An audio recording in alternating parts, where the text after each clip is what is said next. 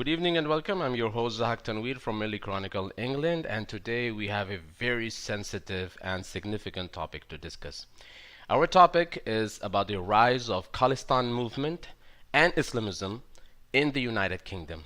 It's extremely important that we talk about this topic and comprehend its implications because we have noticed a surge in the number of people who support these movements over the past few years.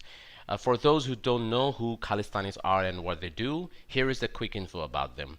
The Khalistan movement is a Sikh separatist movement and a Sikh separatist group who have the roots in the partition of India and Pakistan. And since then, the Khalistan movement has been very active against India. And in fact, in March this year, the Khalistan supporters attacked the Indian High Commission in London while disrespecting the Indian flag. Meanwhile, the Islamist groups with the anti-India agenda have also grown in the United Kingdom, and the Leicester violence in August and September 2022 was the outcome. Please join me in welcoming Mr. Colin Bloom, who serves as the faith advisor to the British government, and he recently advised the British government to carry out crackdown against the fringe Khalistani elements who use aggressive tactics to encourage the Sikh community in the United Kingdom for their ulterior agenda. Thank you, Mr. Bloom, for joining us today.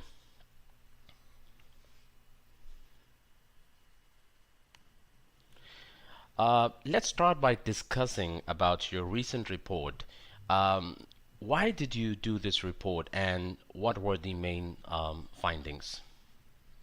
Well, thank you very much. I was commissioned in 2019 to write the report. That's obviously 3.5 years ago, and the report has really taken a lot longer than I think we had originally planned, but it is very, very thorough.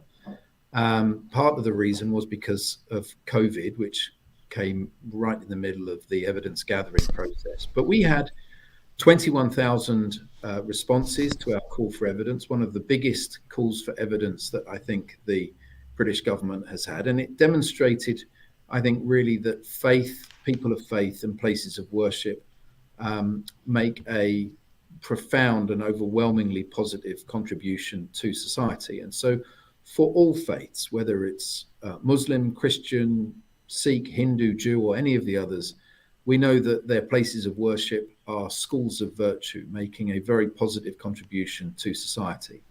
So the report is 160 odd pages long. It's 65,000 words. And I make 22 very clear recommendations to government, everything from improving faith literacy to dealing with some of the challenges around faith-based extremism or coercion or forced marriage and other issues like that. So the report is available on the government website. I'd encourage your viewers to download it and have a read of it. One of the key findings that came from the report was that people of faith and places of worship are just really making a very positive contribution and a positive impact in society. And that faith literacy amongst public servants was very, very low. And as you'll know, the UK is one of the most diverse countries on the planet. We have every faith represented here, particularly in London, where we have so many different diaspora that live and contribute to this great city. And if that is the case, which it is, then it's important that government and other public services, whether that's the police, whether that's the health service, understand the different faith groups and understand the people that they're providing services for. So faith literacy was a very, very big area, and I make a clear recommendation that all public servants should have faith literacy training, so that they are able to be more efficient and more effective in the delivery of their public services. Thank you so much. That's really interesting to know about your work, your findings, and I hope this is very beneficial as well. But I have a question related to your findings. What is the modus operandi of the Islamist leftists and the Khalistani, the supporters of UK, to create this ground impact in India? Well, I mean that was a narrow part of the report, but I know that it has been of great interest to many people, particularly people with a with either a history or a legacy in India. And I've done a few media interviews with Indian TV. The issue, as you said in your introduction, with if we just take the issue of the pro-Khalistan extremists, it's worth reminding your viewers, and I say this very clearly in the report, that the vast majority of British Sikhs are amongst the very best we have in the United Kingdom.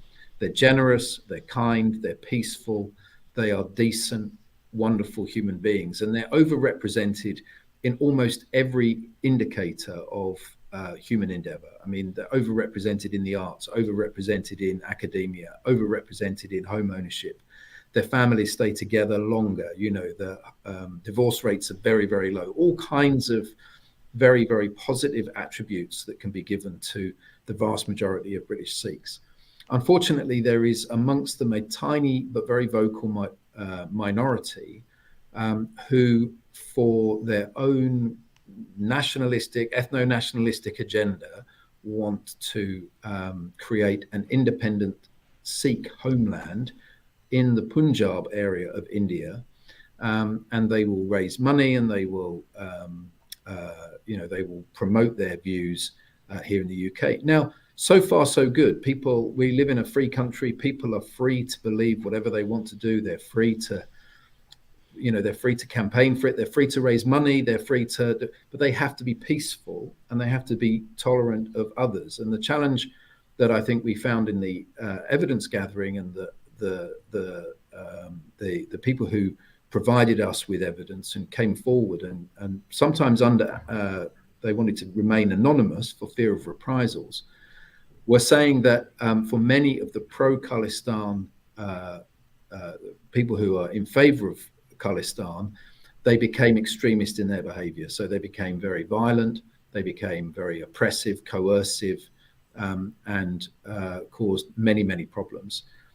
I even had one parliamentarian in tears as they were giving evidence, saying to me that they had felt threatened for many, many years by the coercive and abusive behavior of some of these pro-Khalistan extremists. And let's not forget that that there are at least two pro-Khalistan organizations that are proscribed as terrorist organizations around the world. One is called Baba Khalsa, the other one is the ISYF. The Baba Khalsa is still proscribed here in the UK. The ISYF was deproscribed in 2016, but nevertheless, membership of a proscribed organization is still a criminal offense.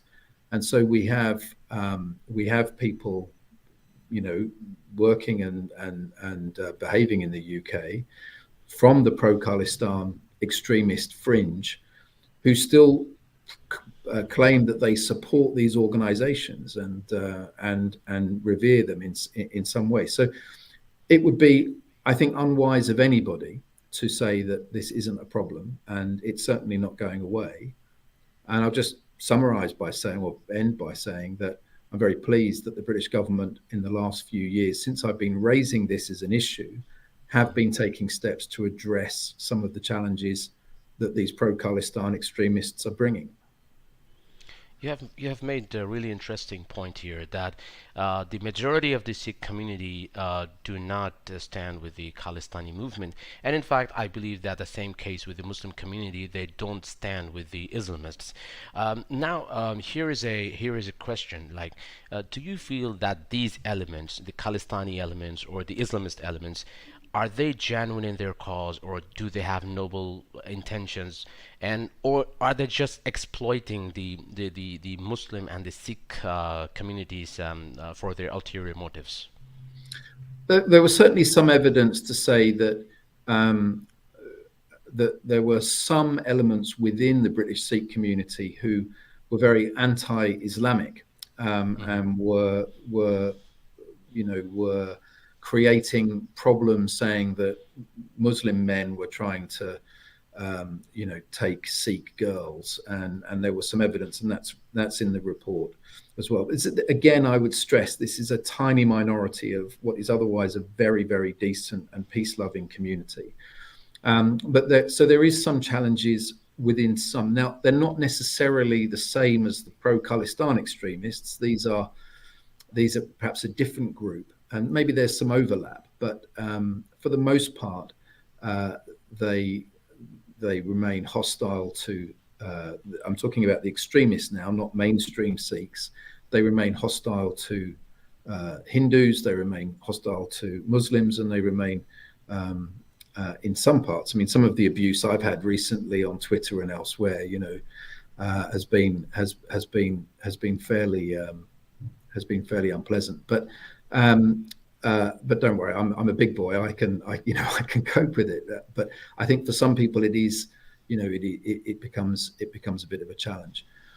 As far as the British Muslim community are concerned, I would echo what I said about the British Sikh community. The vast majority of British Muslims are incredibly peaceful, incredibly generous, incredibly kind, decent, warm, friendly people, and they are just as disgusted by Islamist and terrorist activities or extremist activities done by Islamists as a Christian would be by what Anders Breivik did in Norway, 10 or 11 years ago. They remain as horrified by these things as any decent human being would be. And I make the point in my report that the vast majority of victims of faith-based extremism are people from that faith. So the vast majority of Islamist victims are Muslims. The vast majority of Sikh extremist behavior are Sikhs. And one of my recommendations is that, government really kind of, as part of its faith literacy, understands that a bit more. It would just help them work with the British Muslim community, the British Sikh community, I think rather better. That's true. That's very true.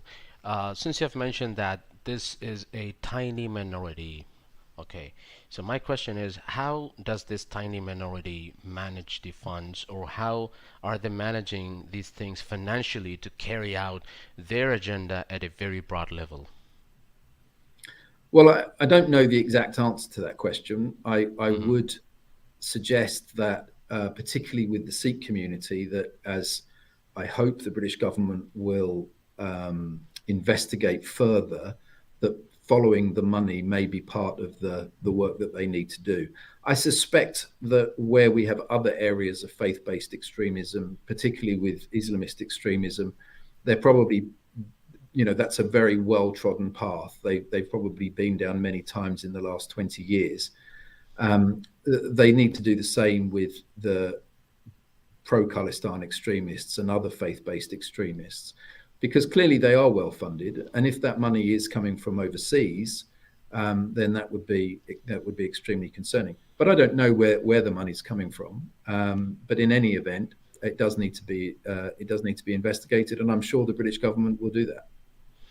So do you think that the new government of Rishi Sunak will be implementing policies to deal with these non-state actors?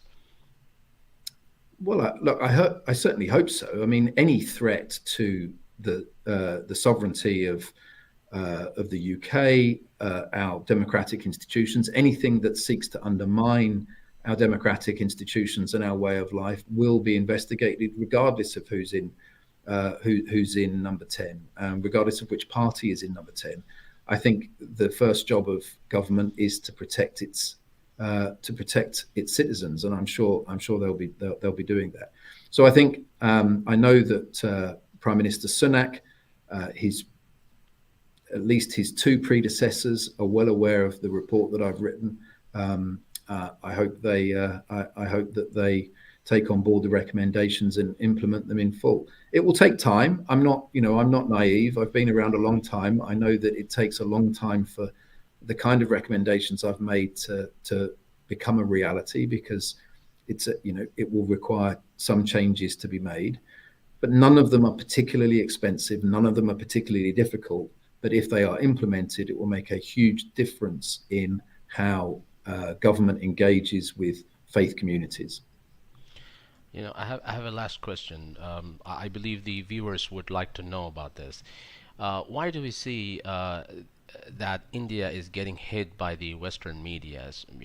Why is the Indian government or the Indian state is always under the attack? That's a good question.